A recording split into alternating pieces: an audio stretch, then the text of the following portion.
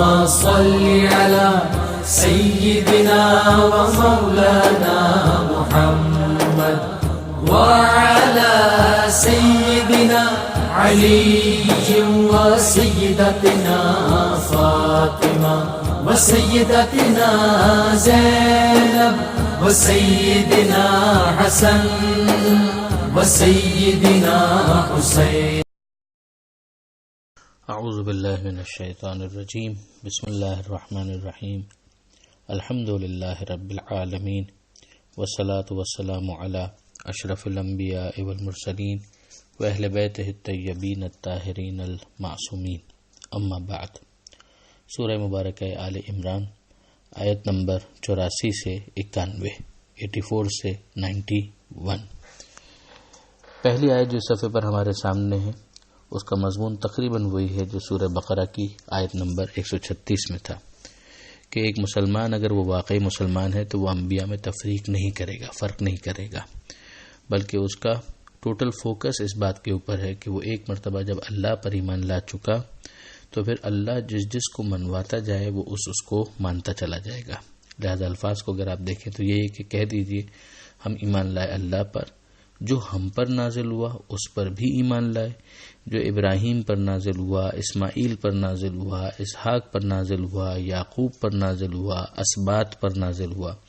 اسباط وہی جو جناب یعقوب علیہ السلام کی اولاد میں نبی ہوئے، اور جو موسیٰ کو دیا گیا، عیسیٰ کو دیا گیا، اور پھر اوور آل تمام انبیاء کو ان کے رب کی طرف سے جو دیا گیا. یعنی یہ تو کل نام ہے کہ جو ہم نے لے لیے، لیکن ان کے علاوہ بھی جن کو نبی بنایا خدا نے اور جو ان کے رب کی طرف سے ان کو عطا ہوا، ہم ان سب کے اوپر اوور آل ایک ایمان رکھتے ہیں کہ وہ خدائی نمائندے تھے، وہ خدا کے برحق نبی تھے، جو پیغام ان کے پاس تھا وہ حق تھا. اب اس کے بعد کہ ہم فرق نہیں کرتے ان میں سے کسی ایک میں. وہی بات کہ فرق اس اعتبار سے کہ فضیلتوں کا فرق ہے وہ الگ چیز ہے، اس کا تو آغاز میں اس بارے میں ہم نے پڑھا تھا کہ تلک الرسل فضلنا بعضهم علی بعض، کہ یہ سب رسول ہیں جن میں سے بعض کو ہم نے بعض پر فضیلت دی ہے. مگر کیا ان پرنسپل، ان کی نبوتوں میں ہم کوئی اختلاف کرتے ہیں؟ معاذ اللہ قطعا نہیں، بلکہ ان سب کو ہم قبول کرتے ہیں. اور اسی وجہ سے ہم کیا ہیں؟ وَنَحْنُ لَهُ مُسْلِمُونَ، ہم اس کی بارگاہ میں مسلم ہیں، سر تسلیم خم کیے ہوئے ہیں. کس کی بارگاہ میں؟ خدا کے. جس کو خدا منوائے اس کو ہم مانتے چلے جاتے ہیں. تو اب اس کا نتیجہ یہ ہونا چاہیے کہ جو مسلم کہلوانا چاہتا ہے وہ اللہ کے تمام نبیوں کو بشمول اس آخری نبی کو قبول کرے، ورنہ اس کا اسلام حقیقی سے کیا تعلق ہوگا. اب اس کے بعد جو اگلی آیت ہے وہ بڑی ڈیسائسو ہے، جس کے اندر پروردگار فرماتا ہے کہ وَمَن يَبْتَغِ غَيْرَ الْإِسْلَامِ دِينًا، کہ اگر اسلام کے علاوہ کسی اور دین کے اوپر رہتے ہوئے کچھ بھی کیا فَلَن يُقْبَلَ مِنْهُ، تو پھر قبول نہیں کیا جائے گا. اس لیے کہ یہ دین اسلام، یہ آخری نبی جو آیا ہے وہ بھی خدا ہی کی طرف سے آیا ہے. وَهُوَ فِي الْآخِرَةِ مِنَ الْخَاسِرِينَ، اور وہ آخرت میں یقیناً خسارہ اٹھانے والوں میں سے ہیں. یہاں پر بھی ایک مرتبہ پھر ہم اپنے ان دوستوں کو متوجہ کریں گے جو پلورلزم کے نام پر آخری نبی کی نبوت کو مائنس کر کے بھی معاذ اللہ نجات کے امیدوار بنے ہوئے ہیں، کہ وہ ذرا ان آیتوں کے اوپر بہت شرح صدر کے ساتھ اوپن مائنڈڈ ہو کر غور کریں تو انہیں سمجھ میں آئے گا کہ شاید انہیں اپنے اس نظریے کو ریوزٹ کرنے کی ضرورت ہے. آگے پروردگار عالم نے کفار یا کفر کی 3 قسمیں بیان کی ہیں، جس میں سے ایک قسم کو پروردگار عالم نے کہا ہے کہ ان کی توبہ ہم قبول کریں گے، اور 2 وہ ہیں کہ جن کی توبہ قبول نہیں کی جائے گی. انفیکٹ جو تیسرا گروہ ہے وہ توبہ کرنے کے لیے تیار بھی نہیں ہے، اسی حالت میں اس کی موت ہو جاتی ہے. یہاں پہلا ذکر آتا ہے کہ کیسے خدا اس قوم کی ہدایت کرے جس نے کفر اختیار کیا ہے ایمان کے بعد، اور اس بات کی گواہی دی ہے کہ رسول حق ہے، اور جو اس کے پاس آیا ہے وہ بینات میں سے، یعنی بالکل روشن معجزات اس کے پاس ہیں. اور اللہ کبھی ظالم قوم کی ہدایت نہیں کرتا. یہ وہ لوگ ہیں کہ جن کی سزا یہ ہے کہ ان کے اوپر اللہ کی لعنت ہے، یعنی پھٹکار ہے، اللہ کی رحمت سے دوری ہے. والملائکہ، ملائکہ کی طرف سے بھی لعنت ہے، اور انسانوں کی طرف سے بھی لعنت ہے، تمام کے تمام انسانوں کی طرف سے لعنت ہے. یہ بات پہلے بھی آ چکی کہ اللہ کی طرف سے لعنت یعنی رحمت خدا سے دوری، اور ملائکہ اور انسانوں کی طرف سے گویا بد دعا. یہ اس میں ہمیشہ رہیں گے، ان سے یہ عذاب دور نہیں ہوگا، نہ ان کے اوپر نظر کی جائے گی، یعنی نظر رحمت نہیں کی جائے گی۔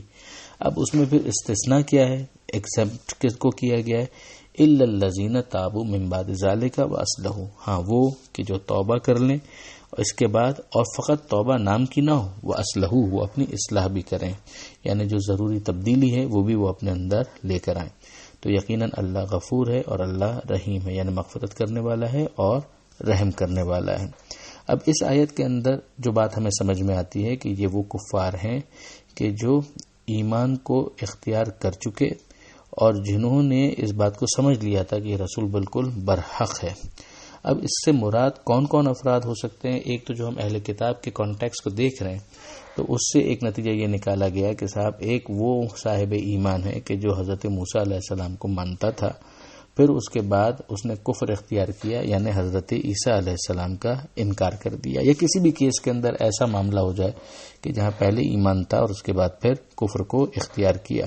اب آئیے ذرا سے دیکھیے کہ جو اگلی قسم آ رہی ہے کفار کی وہ کیا ہے۔ اس کے اندر یہ کہا گیا کہ ان الذین کفروا بعد ایمانہم ثم ازدادوا کفرا، یقیناً وہ لوگ کہ جنہوں نے کفر کو اختیار کیا ایمان کے بعد اور پھر اس کفر میں آگے بڑھتے چلے گئے۔ اب یہاں پر جن افراد کی بات کی گئی تو اسی کانٹیکس میں دیکھیں تو موسیٰ علیہ السلام پر ایمان لائے، عیسیٰ علیہ السلام کا انکار کر دیا، یہ ہو گیا پہلا کفر، اور پھر اس کے بعد کفر میں آگے بڑھتے چلے گئے، یعنی حضرت محمد صلی اللہ علیہ وآلہ وسلم کا بھی انہوں نے انکار کر دیا۔ تو ان کے بارے میں کہا جا رہا ہے کہ لن تقبل توبتہم، تو ان کی توبہ ہرگز ہرگز قبول نہیں کی جائے گی، یعنی یہ اپنی توبہ کے اندر سیریس نہیں ہیں، وَأُولَئِكَ هُمُ الضَّالُّونَ، اور یہ لوگ گمراہی میں پڑے ہوئے ہیں۔ اور پھر یہ بھی کہا گیا کہ ممکن ہے کہ ان کی توبہ سے مراد فرعون جیسی توبہ ہو کہ جب عذاب کو دیکھیں تو اس وقت یہ توبہ کریں گے، تو ایسی توبہ کا کوئی فائدہ نہیں ہے۔ پھر تیسری کیٹیگری جو اس کے اندر بیان کی گئی کہ یقیناً وہ لوگ کہ جنہوں نے کفر اختیار کیا اور جو مرے تو کفر ہی کی حالت میں مرے، تو ان سے پھر اگر زمین کے برابر اگر سونا بھی وہ دے دیں فدیے کے طور پر تو وہ بھی ان سے قبول نہیں کیا جائے گا، یعنی وہ اگر چاہیں کہ یہ سب کچھ دے کر اپنے آپ کو عذاب خدا سے بچا لیں تو یہ بھی نہیں ہونے والا۔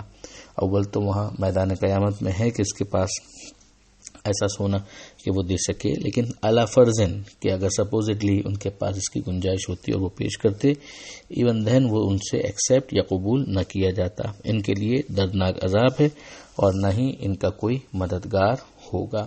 تو یہ جو تین کفر کی جو قسمیں یہاں پر بیان کی گئیں اس کا ایک تو کانٹیکس یہی ہے۔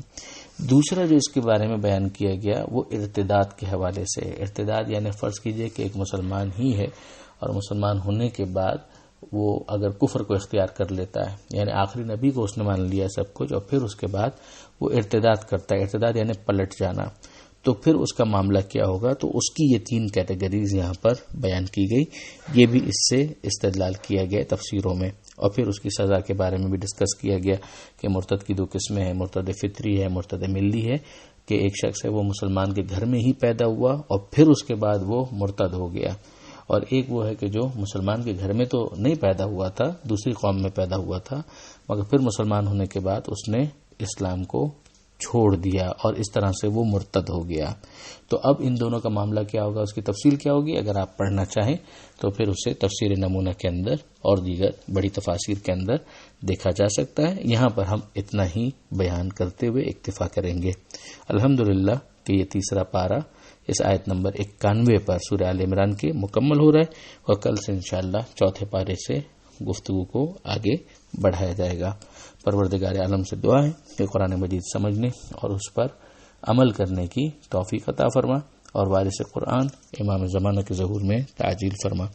وآخر دعوانا ان الحمد للہ رب العالمین، والسلام علیکم ورحمۃ اللہ وبرکاتہ۔